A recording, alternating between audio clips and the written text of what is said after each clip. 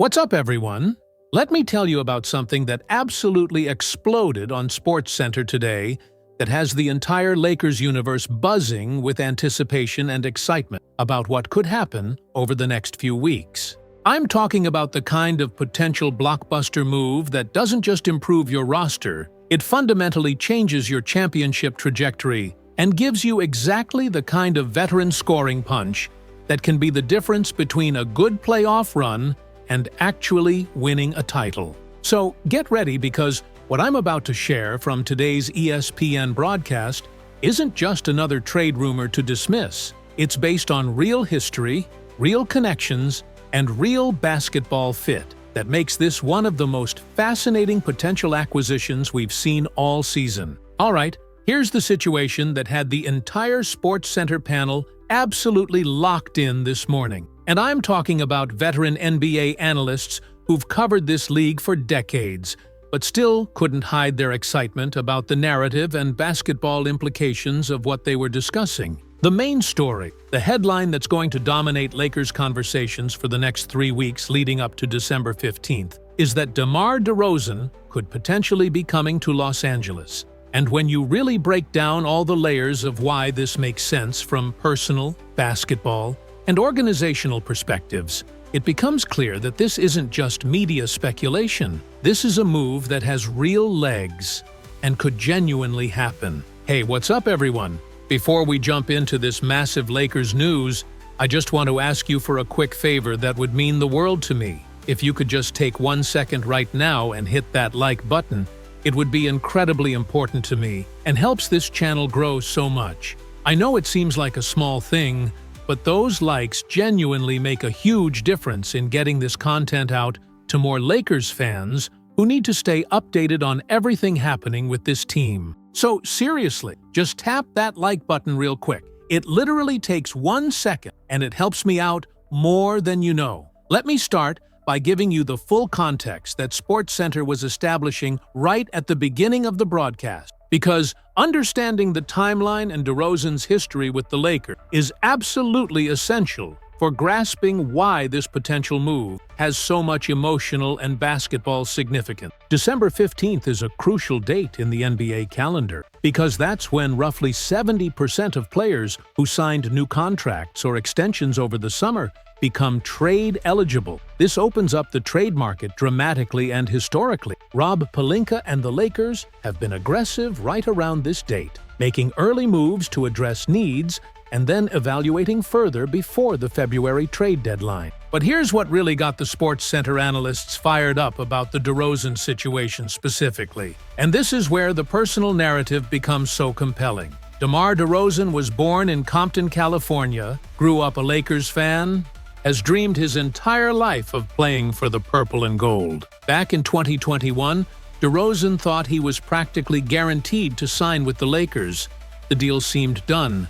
Everything was lining up perfectly. And then, at the last minute, the Lakers pivoted and traded for Russell Westbrook instead. That decision obviously didn't work out the way they hoped, and DeRozan ended up signing elsewhere. But that history creates this unfinished business narrative that makes a potential reunion even more meaningful. The show dove deep into DeRozan's current situation with the Sacramento Kings, and here's where you see the opportunity opening up. As we've discussed extensively, the Kings are in full fire sale mode after a disastrous start to their season. They're willing to trade virtually anyone as they pivot toward a complete rebuild. DeRozan, despite being productive, this season is exactly the type of veteran asset they'd look to move to a contender in exchange for younger players and draft picks that fit their rebuilding timeline better. The ESPN panel was breaking down how DeRozan's contract is relatively flexible and manageable,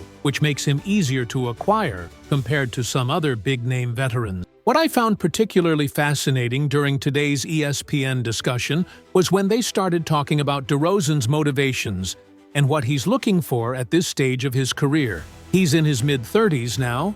He's accomplished almost everything individually, including multiple All-Star selections, but he's never won an NBA championship. According to reporting that the SportsCenter crew cited, DeRozan has made it clear that winning a title is his priority now, He's even willing to take less money if it means joining a legitimate contender. For a player of his caliber to have that mindset, and for his hometown team to suddenly become available as a destination, all the pieces are aligning in a really special way. Now let's talk about why the Lakers specifically need someone like DeRozan, because this is where the basketball fit becomes so obvious and compelling. The Lakers have been one of the top teams in the Western Conference this season. They're winning games, even when key players are out. They're showing incredible resilience and depth, but there's still something missing. They need another reliable scorer and playmaker who can create offense when LeBron James or Luka Doncic need a breather. Someone who can take over in crunch time. Someone who defenders actually have to respect and account for. DeRozan provides exactly that. The Sports Center analysts were showing clips of DeRozan's clutch performances over the years, and the guy is absolutely lethal in late-game situations. His mid-range game is one of the best in NBA history.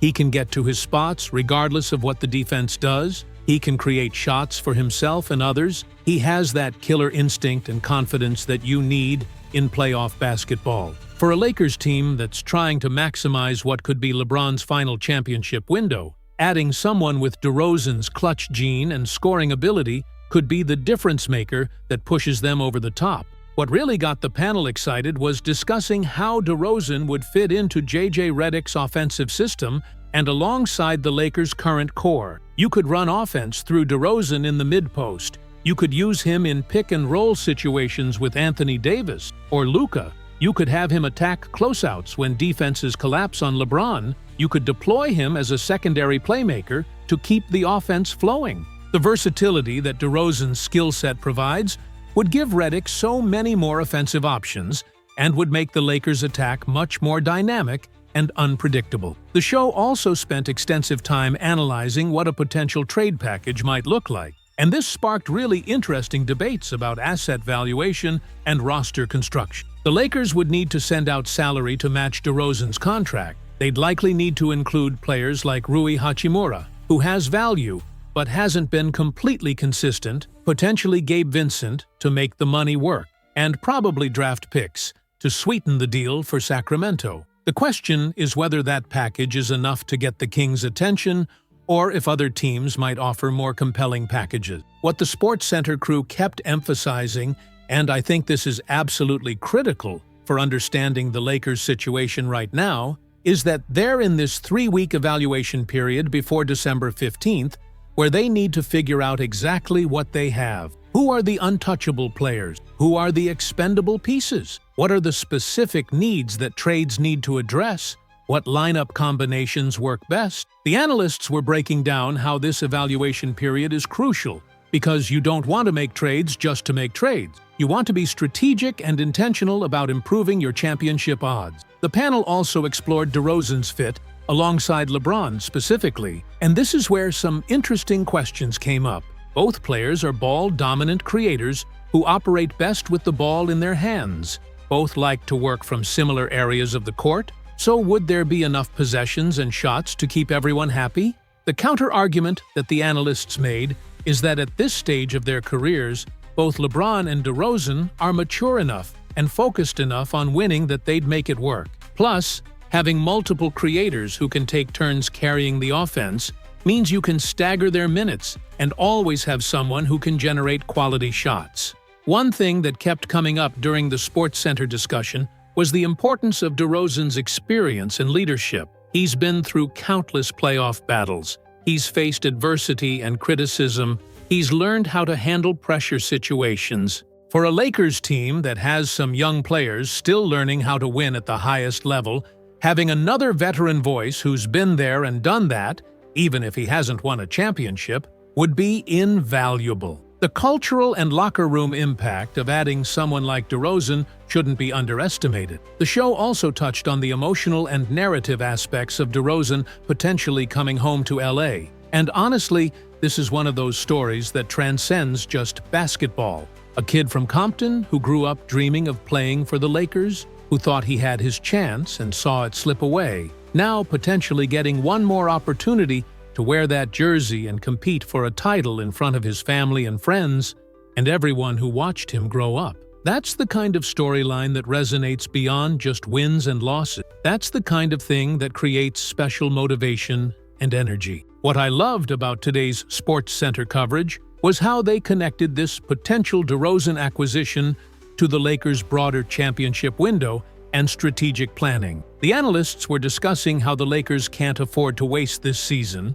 They have LeBron still playing at an incredibly high level. They have Luka Doncic producing. They have a supporting cast that's deeper than it's been in years. This is the time to be aggressive, to add pieces that can help you win now, rather than hoping young players develop or waiting for the perfect opportunity. DeRozan represents exactly that kind of aggressive win-now move. The panel also debated whether the Lakers should be going after a player like DeRozan versus targeting younger 3-and-D wings like Herb Jones or Miles Bridges. Some analysts argued that DeRozan's age and defensive limitations make him a riskier acquisition, that the Lakers would be better served adding younger players who can defend multiple positions. Others countered that proven scoring and playmaking are harder to find than role players, that DeRozan's offensive reliability in crunch time is more valuable than hypothetical defensive improvements from other targets. What really struck me during the ESPN analysis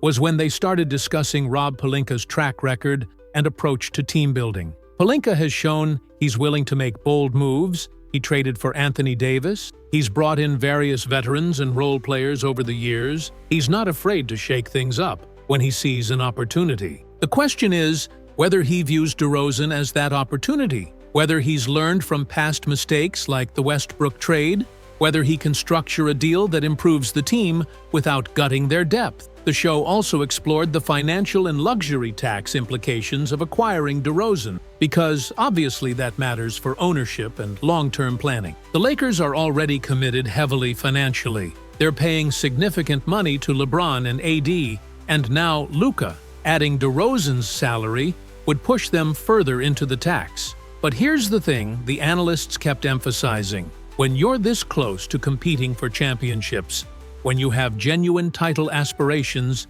you can't let tax concerns prevent you from improving your roster. Championships are too valuable. The window is too precious. You have to be willing to spend when the opportunity presents itself. One aspect that got really interesting discussion on SportsCenter was how adding DeRozan would affect the Lakers' rotation and playing time distribution. Who loses minutes? Who gets moved to the bench? How do you keep everyone happy and engaged? The consensus seemed to be that championship-level teams figure those things out, that when everyone's focused on winning a title rather than individual stats, you can make it work. DeRozan has been a starter his entire career, but at this point, he'd probably be willing to accept whatever role helps the team win. Listen, after watching the entire SportsCenter segment today, about DeMar DeRozan potentially joining the Lakers, I'm absolutely convinced this is more than just wishful thinking. This is a real possibility that could genuinely happen over the next few weeks. The personal connection to LA, the unfinished business from 2021, the basketball fit, the championship aspirations, the availability from Sacramento, everything is aligning in a way that makes this feel inevitable. Yes, there are questions about defense and age and what you'd have to give up, but when you have a chance to add a proven scorer and playmaker who grew up dreaming of this opportunity, you have to seriously consider it. This could be the move that completes the Lakers' championship puzzle.